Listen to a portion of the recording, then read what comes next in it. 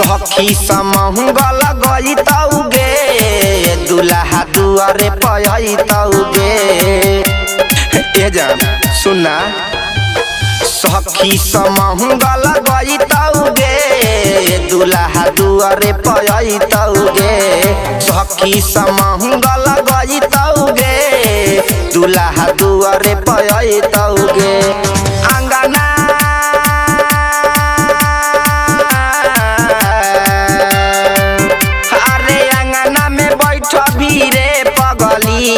इमली घोटावल जैतौगे।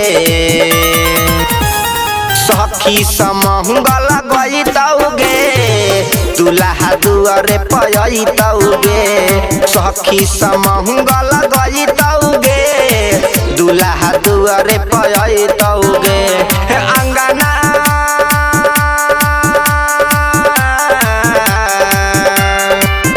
अरे अंगना में बैठ भी रे इमली घोटावल जैतौगे।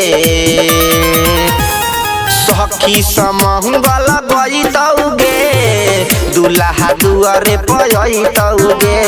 सखी समंगल गई तौगे दुल्हा दुआरे पई तौगे।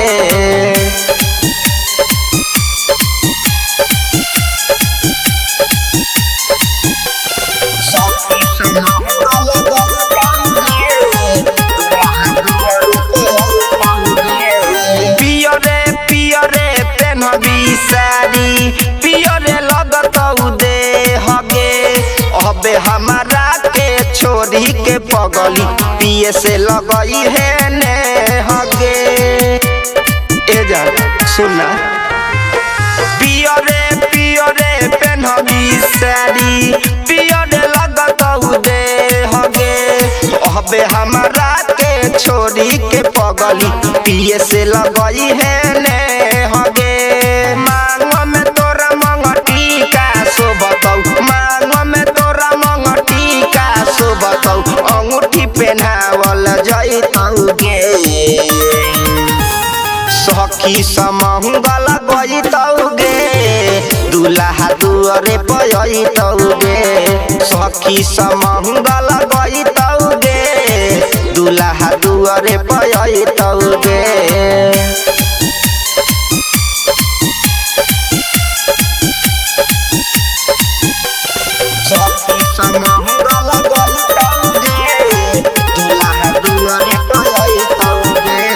सज के सवर के अतौगे पगली तोहर दूल्हे राजा।